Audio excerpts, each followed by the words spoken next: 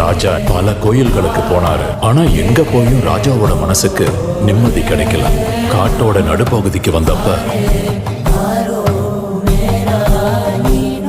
காரணிக்கா கல்லா இருக்குமோ? எப்பெல்லாம் மனுஷன் தர்மத்தின் வழி நடக்கிறானோ அப்பெல்லாம் தர்மத்தை காப்பாத்த ஈஸ்வர கடவுள் கணங்களை அனுப்பிக்கிட்டே இருப்பாரு.